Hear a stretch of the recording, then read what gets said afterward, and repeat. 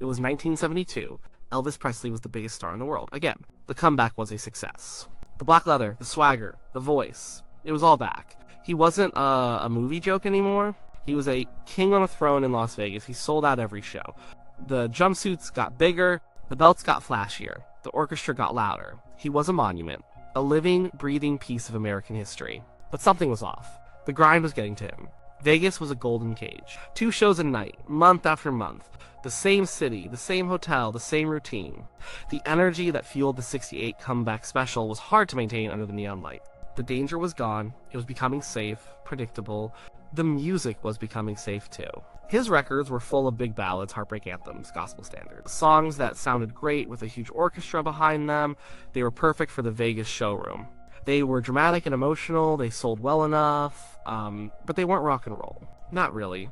The fire that scared a nation in the 1950s was now a controlled burn, a theatrical flame on a stage. Elvis knew it. The musicians around him knew it. His producer, Felton Jarvis, definitely knew it. They were all hungry for something real, something with a pulse, something that moved. They wanted to plug in the guitars, turn them up, and let loose. They wanted to feel the floor shake again. And then a song arrived. It came from a songwriter in Nashville named Dennis Lindy. It was not a ballad, it was not a gospel tune. It was a freight train, it had a dirty, swampy guitar riff that hooked you from the first second. The drums were a punch to the gut. The lyrics were simple, direct, and hot. It was about a fever, a desire that was out of control. It was pure, uncut rock and roll. The song was presented to Elvis during a recording session in Hollywood in March of 1972. The session was meant for churning out more of the usual, more songs for the next album, the next single. But when this new track was played, the room changed. The Nashville session guys, the best in the business, lit up. James Burton, the quiet master of the guitar, recognized the riff for what it was. An invitation to play. Ronnie Tutt, the powerhouse drummer, felt the beat in his chest. Elvis heard it, and he got it. He heard the energy, he felt the drive. It was fun. It was exciting, it was a release. This wasn't the heavy emotional weight of a song about divorce. This wasn't the polished perfection of a Vegas showstopper. This was just raw power. He took to it immediately. The recording process was fast and loose. The takes were electric. Elvis was laughing, shouting, pushing his voice. He sang it with a conviction he hadn't put on a record in years. He wasn't performing a song, he was inhabiting it. He sounded alive, he sounded young again. When it was done, everyone in the studio knew. They had it. This was a smash hit. Not just a good song, a career-defining song. A track that would remind the world that behind the jumpsuit and the capes, the king could still rock. It was the kind of record that grabs you by the collar and doesn't let go. It was undeniable. So, why did Colonel Tom Parker, his manager, his guide, his confidant for nearly 2 decades, try to kill it? Why did the man who built the Elvis empire try to take a stick of dynamite and bury it in the backyard? To understand that, you have to understand the Colonel. He wasn't a music man. He never claimed to be. He didn't care about art. He didn't care about good songs or bad songs. He cared about the deal. He was a promoter, a showman, a carny at heart. His past was a mystery he carefully guarded. He was an illegal immigrant from Holland, born Andreas von Koik. He had learned his trade in the circus and at country fairs. He knew how to sell an attraction. He knew how to get people to part with their money. And Elvis Presley was the greatest attraction he had ever seen. The Colonel's entire business model was built on one thing: control. He controlled the image. He controlled the contracts. He controlled the money. He controlled access to Elvis. And most importantly, for this story, he controlled the music publishing. This is the key, the boring, unglamorous part of the music business that makes people rich. Music publishing is about owning the song itself, the words and the melody. Every time a song is played on the radio, sold on a record, or used in a movie, the owner of the publishing rights gets a check. It's a river of money that flows long after the recording session is over. Early in Elvis's career, the Colonel made a brilliant move. He demanded that any songwriter who wanted Elvis to record their song had to give up a piece of the publishing rights. Sometimes a third, sometimes half. These rights went to companies that Elvis and the Colonel controlled, like Gladys Music or Hill and Range.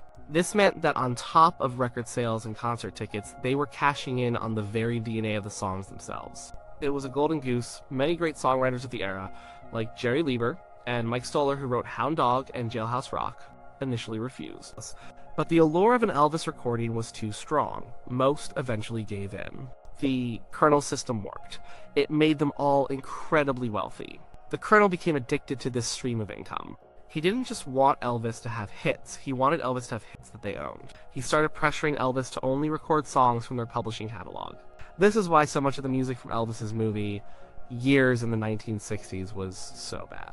The good outside songwriters stopped coming around, they were tired of giving away their work. So Elvis was stuck singing mediocre songs about clam bakes and yoga, all because they came from the right publishers. The art suffered, but the publishing checks kept coming. Now, let's go back to 1972.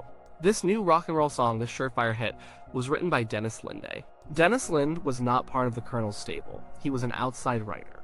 His song was owned by an outside publisher.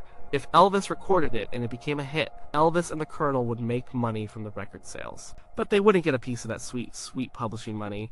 The river would be flowing into someone else's account. To Colonel Parker, this was unacceptable. It was a bad deal. Why waste time on a song that only paid you once, when you could promote a song that paid you forever? It was a simple business calculation. The quality of the song, the excitement of the performance, Elvis's own love for the track, none of that mattered.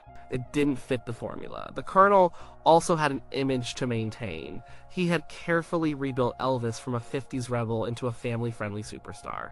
The man who sang patriotic anthems like An American Trilogy. The man who sang tender ballads.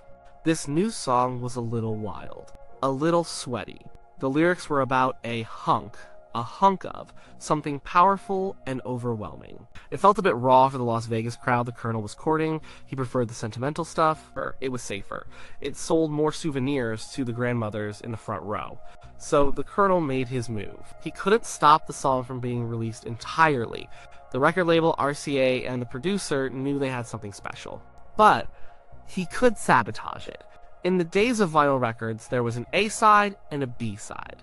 The A-side was the hit. It was the song that got promoted to radio stations. The B-side was usually just a throwaway track, something to fill the other side of the plastic.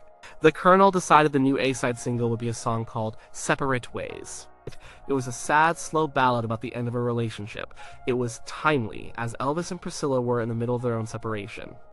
It was the kind of dramatic song the Colonel loved, and most importantly, it was a song where they had a piece of the publishing. He decreed that the explosive rock and roll song would be the B-side. This was a death sentence. It was the manager's way of burying a track. He was telling the world, and the radio stations, this is the song we are pushing. Pay no attention to the one on the other side. The plan was for Separate Ways to be a modest hit, earn its publishing money, and for the fiery rock song to be forgotten, a footnote on a record collector's shelf. He put his bet on the slow, sad, and financially sound horse. The single was released in October 1972. Separate Ways was on the A-side. The rocker was on the B-side. And at first, the Colonel's plans seemed to be working. To radio stations dutifully played Separate Ways.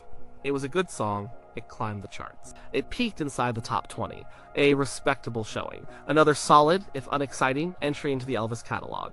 But then something unexpected happened. A few disc jockeys, out of curiosity or boredom, decided to flip the record over.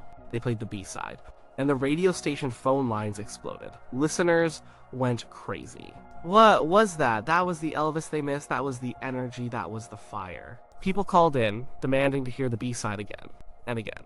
A rebellion started, not in the streets, but on the airwaves. More and more DJs across the country caught on. They ignored the designated A-side and started playing the B-side in heavy rotation. The public had spoken. They didn't want the sad ballad. They wanted the rocker. The demand became so overwhelming that RCA, the record label, had no choice. They had to listen to the people. They officially re-released and re-promoted the single, this time with the B-side as the main track. The song the Colonel tried to hide was now the star of the show. It shot up the charts like a rocket. It blasted into the top 10. It became a massive global hit. It was bigger than anything Elvis had released in years. It was a shot of pure adrenaline into his career. It proved to everyone, including Elvis himself, that he was still the king of rock and roll, not just the king of Vegas. When Elvis performed the song live, it was a showstopper. You can see it in the footage from the historic Aloha from Hawaii concert in 1973. He's smiling, he's having fun, he kicks his legs, shakes his hips. The band is on fire behind him. He even needs a guy to hold the lyric sheet for him because the song was so new and he hadn't fully memorized it yet. But it doesn't matter, the performance is pure joy. It's the sound of an artist breaking free, if only for 3 minutes. The song became his last great American top 10 hit while he was alive. It became one of his most iconic, most played, and most loved songs. It's a staple at parties, sporting events, and on the radio to this day. It is, for many people, one of the first songs they think of when they think of Elvis. It's a song that is impossible to ignore. The Colonel's plan failed. His obsession with publishing, his need for control, his misunderstanding of what made Elvis great in the first place, it all backfired. He tried to bury a masterpiece because it didn't fit his business model. He thought he knew better than the artist, the producer, the musicians, and the audience. He was wrong. The story is a perfect little capsule of the final years of Elvis's life. A battle between art and commerce. A struggle between the creative fire that still burned inside him and the cold, cynical business machine that surrounded him. On this one occasion, the fire won. The music was too powerful. The performance was too undeniable. The joy was too infectious. It was a song so full of life that it simply refused to be buried. The Colonel tried to kill it, but the DJs, the fans, and the sheer power of the recording itself gave it life. He made his calculation based on greed and control. He chose a safe ballad about an ending. The world chose the dangerous rocker about a feeling that was just beginning. The song, of course, was Burning Love.